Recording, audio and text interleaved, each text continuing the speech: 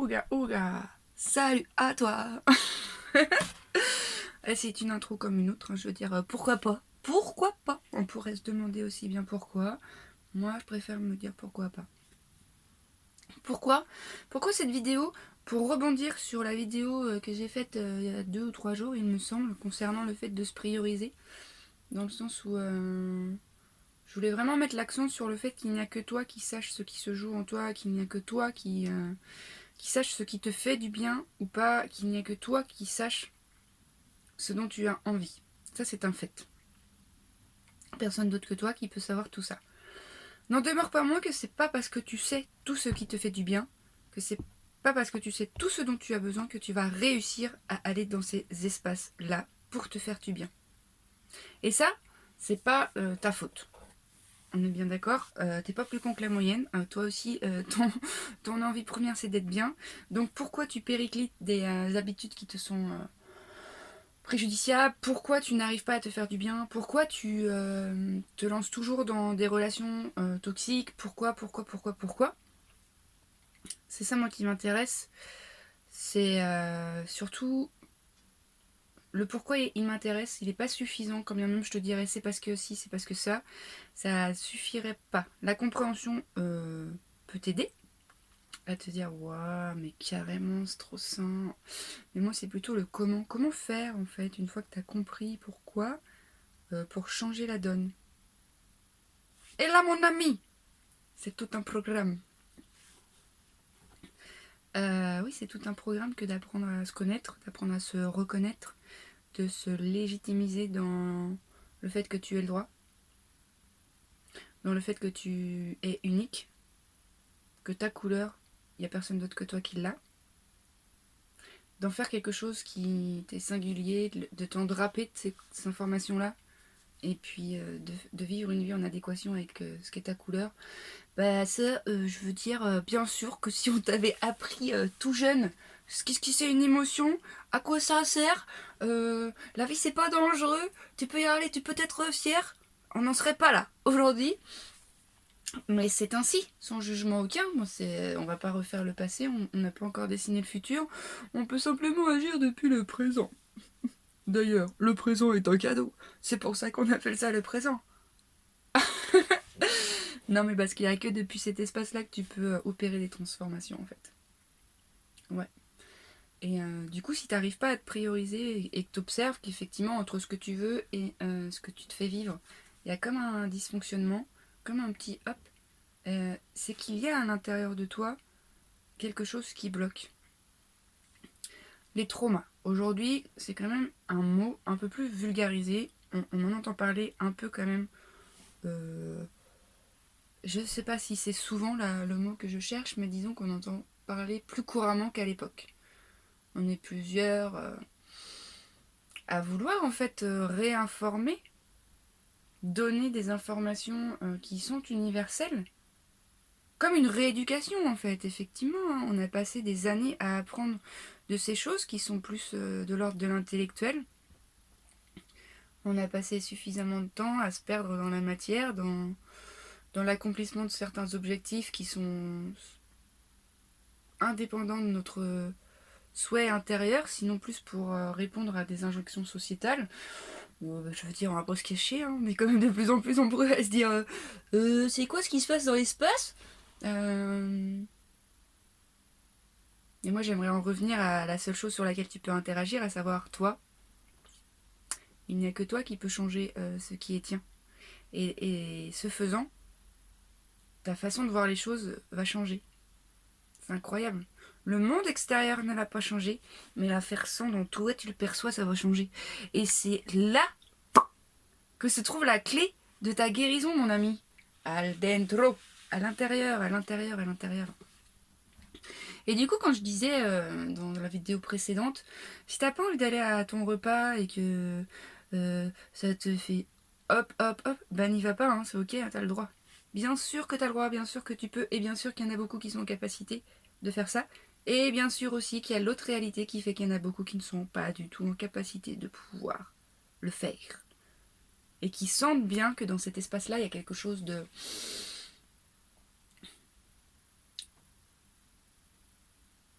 de pas très chouette en fait.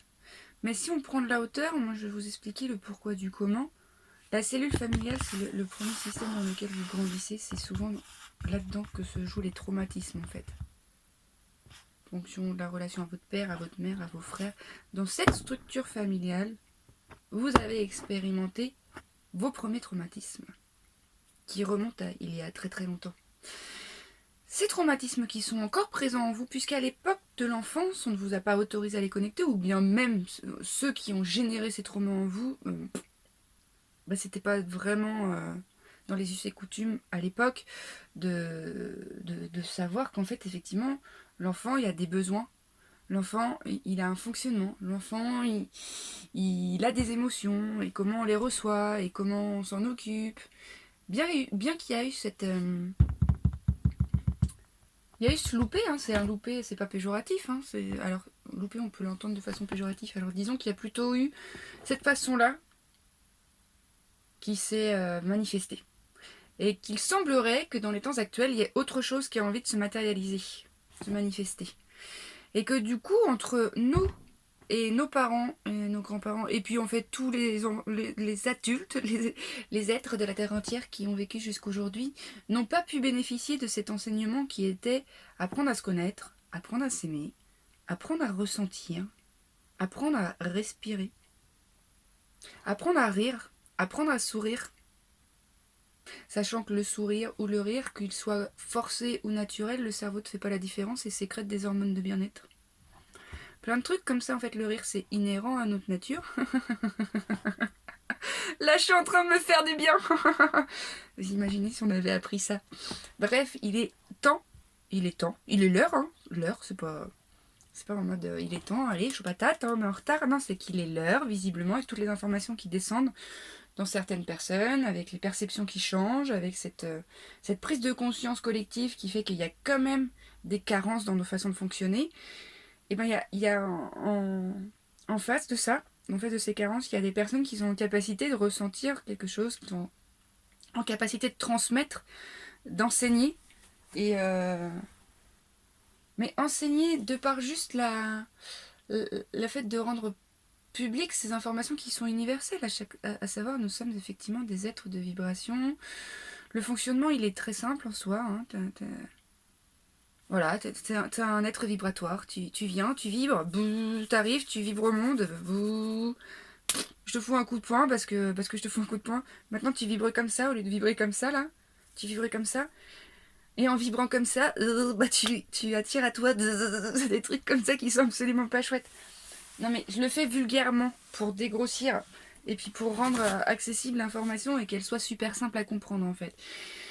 Et pourquoi en cette période de fin d'année où les fêtes s'opèrent dans les milieux familiaux, il y a cette tension qui remonte, c'est parce que c'est dans le même environnement qu'a été créé le trauma. Du coup, si le trauma il vit toujours en toi, il est réactivé dans ces espaces-là, du coup, l'élan premier, il n'est pas forcément d'y aller. L'élan premier, il n'est pas forcément de se dire c'est trop de la boulette, je vais en repas de famille, il y a la boum boum. Eh ben peut-être pas. Parce que peut-être que tu vas recevoir une réflexion de ton oncle, que ça a été tellement validé par les années qui ont ancré cette réflexion comme étant une habitude, comme étant super drôle. Sauf que la réflexion de ton oncle, ce n'est ni plus ni moins très humiliant et que ça n'a pas lieu d'être, ça va à l'encontre du vivant et le but c'est d'humilier quelqu'un et puis de tout le monde, de faire rire tout le monde sur ce truc-là. Du coup, forcément, c'est pas très attrayant, on est bien d'accord. Hein. Et du coup, si tu ne peux pas ne pas y aller, si tu n'as pas en toi la capacité, parce que tout le monde n'est pas capable de se prioriser, il faut comprendre que le traumatisme, c'est une souffrance que vous avez vécue. Et en réponse à cette souffrance, vous avez mis un mécanisme de défense. Donc, à savoir, plus la charge émotionnelle relative à l'événement passé qui a été traumatisant est grosse, plus la réponse, le mécanisme de défense est puissant. Donc, on ne va pas espérer tout casser et tout libérer parce que là, laisse tomber la neige. C'est comme si tu semais une petite graine et que tu lui tirais dessus. En mode, eh bien, mais c'est pas comme ça que ça se passe. C'est pas comme ça. La vie, elle est intelligente, la vie, elle sait prendre soin d'elle-même, la vie, elle prend son temps à travers toi, la vie, elle t'emmène dans des espaces où il va t'être rendu possible d'observer qu'effectivement, là, il y a une contraction dans ton corps physique qui s'opère, donc là, tu as une information pour toi à saisir. Si dans l'immédiateté, dans ce repas de famille, cette contraction, t'as pas l'espace et tu sais pas, c'est ok. Ton corps il va être en stress, mais de toute façon ton corps il connaît très bien le stress. Si dans l'immédiateté t'es pas en capacité de gérer le stress, on va pas se mettre la rate au courbouillon, on va pas se taper dessus et on va accepter ce mécanisme comme étant quelque chose qui défend. Après cette contraction, elle vient dire que ce mécanisme de défense, il devient mortifère pour toi et qu'il est temps de s'en débarrasser. À savoir, c'est comme si j'avais connu une tempête, j'avais mis un manteau il y a très très longtemps de ça. La tempête est passée, mais moi, je suis traumatisée, je veux pas enlever mon manteau. Je veux pas l'enlever, c'est hors de question. Non. Et du coup, je grandis avec ce manteau, sauf qu'à un moment donné, le manteau il devient trop petit pour moi, alors qu'est-ce que je fais? Je minimise ma croissance, et puis je me plie, et puis alors, mon énergie, elle circule pas, elle est contrainte, et du coup, c'est pas feng shui la vie, c'est pas feng shui la vie comme ça. Et à un moment donné, ce manteau, effectivement, il a été nécessaire. C'est sûr, il a été nécessaire, parce que sans lui, dans la tempête, t'aurais capoté. Mais là, la tempête, elle n'existe plus, en fait. Donc il est nécessaire de l'enlever. Mais on va pas espérer l'enlever, l'arracher comme ça, hein. C'est pas possible, hein. Bien sûr que ça l'est. Bien sûr qu'il y en a, ils vont enlever leur manteau, paf, ils vont être trop bien. Et puis il y en a pour qui, c'est encore au stade où je suis identifiée à ce manteau, j'ai besoin de ce manteau. Et j'ai tellement peur de la vie que ce manteau, si tu l'enlèves, je te casse la gueule. Et c'est ok. On respire.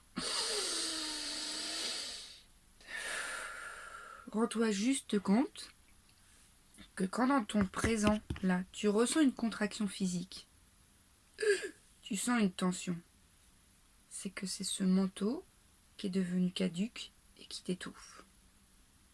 Et que les gens qui appuient sur ce manteau, ce n'est pas tant eux le problème, sinon le fait que ce manteau, quand il reçoit une pression, ça te fait mal. Alors que un jour où tu auras enlevé ce manteau et acquis suffisamment d'amour pour toi et de confiance en toi et de connaissances pour comprendre comment ça fonctionne tout ça, les blessures seront pansées, si bien que on pourra venir te titiller. Il y aura des cicatrices, mais il n'y aura plus de plaies. Alors que là, actuellement, effectivement, quand ça te tend à l'intérieur, c'est qu'on appuie sur une blessure. Mais le problème, c'est pas tant la personne qui appuie sur la blessure. Ça, on lui dira merci. Merci, tonton. Pour l'instant, c'est pas possible. Et c'est ok. Mais du coup, tu penses bien que si j'appuie et je te fais mal, c'est pas ça qui est... En plus, j'ai pas des ongles de 12 mètres de long, donc c'est pas ça qui te fait mal. C'est parce que j'appuie sur un de tes bobos. Donc quelque part, grâce à mon stimuli, tu te rends compte de ça. Et le plus important, c'est qu'est-ce que je fais de cette information-là. J'ai une blessure en moi, qu'est-ce que je fais? Je vais prendre le temps de la guérir, je vais prendre le temps de parler avec ça, je vais prendre le temps d'observer qu'est-ce qui s'est joué, comment je me suis sentie. Quand cet oncle, il me dit ça, comment je me suis sentie dans l'immédiateté, j'ai pas pu contacter ça parce que c'est pas du tout détendu. Peut-être qu'après, tu peux prendre un petit laps de temps et dire qu'est-ce que ça a fait? Oh putain, c'est trop connard. Pardon, hop, t'as eu envie certainement de le démonter. Ok, mais pourquoi? Et parce que peut-être que il s'est foutu de toi. Mais qu'est-ce que ça te fait quand on se fout de toi? Mais j'ai l'impression qu'on me respecte pas. Mais qu'est-ce que ça te fait quand je suis en colère parce qu'on me respecte pas. Et du coup, d'aller puiser, d'aller tarir cette émotion-là, cette information, en la remontant, en acceptant son flot, même si c'est moche tout ce qui en découle. Parce que forcément, c'est la résultante d'expériences qui sont pas très jolies. Hein. Tu penses bien que si j'avais dit t'es jolie comme un petit fleur, comme un petit papillon, ou t'es belle comme une jolie fleur, ou t'es beau comme un hibiscus, je suis pas sûre qu'il y ait beaucoup de choses qui soient contraignantes dans ce genre d'informations que je te donne. Par contre, si je te dis vas-y, t'es trop moche comme un gros caca qui pue, là c'est pas très gentil là. C'est pas très gentil. Je veux dire par là que on est très peu, sinon pas beaucoup, en fait, je crois, à avoir reçu cette éducation-là. Est-ce que ça fait de nous des personnes qui sommes condamnées? Non, puisqu'aujourd'hui, nous avons la possibilité en prenant la responsabilité de ce qu'on ressent, en offrant à ce qu'on ressent une présence dépourvue de tout jugement, sinon juste une présence. Comment je me sens là? Je me sens tendue. Ok, elle est où cette tension dans ton corps? Et sans essayer de comprendre, à faire toi-même une analyse, juste concentre-toi, recentre ton énergie sur ce que tu ressens. L'énergie d'elle-même, elle va faire quelque chose puisque tu l'autorises et que tu ne la juges pas et que tu l'amènes dans cet espace qui a besoin d'être mis en lumière pour être guéri. C'est pas, t'y vas pas avec le champ analytique en mode blablabli blablabla, c'est parce que si, parce que là t'es là et que ton corps il est là et que c'est dans ce corps là. Bon, là aussi ça fait partie du corps, mais je veux dire, il faut pas. Voilà, parce qu'on est beaucoup en réponse à nos traumatismes, à avoir déserté l'espace corporel, et ne fonctionner qu'avec la tête. Ah bah t'inquiète, hein. Moi j'en ai compris des choses. Hein. Ah t'inquiète, je t'explique des choses puis je t'écris des bouquins. Hein. Par contre, quand il faut ressentir, bah, je sens bien qu'encore par moment je suis là. C'est bon, j'ai ressenti. Bah quoi, j'ai senti puis j'ai ressenti. C'est bon. Et alors? Bah ça va. T'es sûr que ça va? Ouais, ça va, tenez. Alors que si je réalise que... Attends, juste comment je me sens? Tiens, je me sens tendue. Et en fait, je crois qu'il y en a. Moi, je crois que j'en fais partie encore, on va pas se mentir. Hein. Je crois que mon corps est encore en post-traumatisme de certaines choses qui ont été plus dures que d'autres. Et c'est ok, je me juge pas, juste j'observe que en fait, la détente corporelle, pour moi, elle est pas easy Billy Boy. Hein. Que des fois, je suis même allongée dans mon lit comme ça, là. Et que je sens qu'il y a quelque chose qui retient. Mais c'est ok, je fais confiance au processus de guérison qui est à l'œuvre et je me fais du bien dans mon quotidien et je fais des choses qui me nourrissent aussi et j'occupe des espaces qui me donnent de l'énergie plutôt qui me... Donc voilà, si aujourd'hui t'es pas en capacité de t'extraire de cette situation qui te... C'est ok aussi, enfin je veux dire, la vie c'est pas que... C'est aussi... Donc il faut trouver l'équilibre entre... alors je sais plus ce que j'ai fait. Du coup il faut trouver l'équilibre entre les deux. Entre je te donne et je te prends. Je te donne tout ce que je te prends. Pour qu'en fait l'expérience terrestre, elle soit pas non plus dépourvue de toute émotion, de toute contraction. Sinon plutôt que cette expérience terrestre, il y ait cette contraction qui cohabite avec celle-ci, mais ça n'empêche en rien à ma présence de rester ici, ça n'empêche en rien à ma personnalité, à ma couleur, de s'offrir des tableaux extérieurs sur lesquels je peux me répandre. Tiens, c'est beau ce que tu viens de dire. Non mais voilà, je crois que je voulais vraiment revenir dessus, sur le fait qu'effectivement, t'es pas plus con que la moyenne, hein. Puis t'es pas brisé pour revenir, pour reprendre l'expression de mon cher François, le mec t'es pas brisé. C'est pas parce qu'aujourd'hui ça totoche et que c'est compliqué que t'es brisé. Par contre, mon ami, bah, t'as la responsabilité de savoir ce qui te fait du bien et de voir ce que tu peux poser comme action pour te libérer de ce qui t'entrave. Et ça, c'est la présence. Oui. Donc moi, je pourrais parler pendant des heures de tout ça. J'essaie de faire des petites capsules assez courtes pour pas non plus que ce soit en mode... Donc bientôt, je vais aborder aussi, si je retrouve le cahier, bientôt, je vais aborder comment sécréter les hormones de bien-être. Parce qu'effectivement, notre cerveau, du coup, il est en capacité de faire sécréter au corps des hormones de bien-être. Mais si ce même cerveau répond à des événements traumatiques, il se peut que vous ne soyez pas en mesure de sécréter telle hormone parce que l'hypothalamus a été atrophié très tôt. Ah, ok, il n'y a pas de souci. Et du coup, on va apprendre ensemble comment restaurer tout ça parce que t'es pas condamné, mon ami. Hein. La vie qui circule à travers toi est bien plus grande que ça. Ok?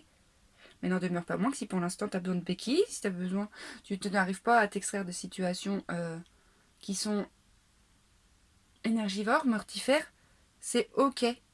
Right? Ce sont des cycles, c'est passager et ça fait partie aussi du chemin. Ça va te permettre de te rapprocher de toi. Donc on essaie dans cette période-là de ne pas se juger. Parce qu'il y a un enseignement à tirer de ça. Hein. Faut que j'arrête de prendre cet accent québécois, c'est pas ma faute, hein. Enfin, Si je suis responsable, c'est pour ma faute. Voilà. Bon les amis, j'espère que vraiment c'était pour rectifier le fait que bien sûr que on est tous au courant que si on met la main dans le feu, ça brûle. Hein, on n'est pas plus con que la moyenne. Et s'il y en a qui mettent néanmoins la main dans le feu, c'est parce qu'en eux, il y a quelque chose qui est fâché avec la vie. Donc on va pas leur en vouloir. Tu vas pas t'en vouloir. Il y a quelque chose qui est fâché en toi avec la vie. Tu vas essayer de te réconcilier avec ça. Ok. Si tu as des questions, si tu veux parler, si tu veux quoi qu'est-ce, je vais mettre mon lien en description. Mon site en description. J'ai une page Facebook, une page Instagram où je partage des contenus plutôt écrits. Donc t'hésites pas. Et puis au plaisir d'échanger avec toi. Et puis d'ici là, prends soin de toi. Aime-toi même dans ces moments de contraction. Parce que de toute façon, la vie, c'est ça, c'est des contractions et c'est des expansions. Voilà, c'est... Quand on parle de polarité, on parle... Bon, bref, ça sera... Je vais pas m'égarer parce qu'il y a suffisamment de contenu là-dedans. Voilà, Mifaou, un gros bisou, thé, et puis à midi à la prochaine. Bisous, bisous!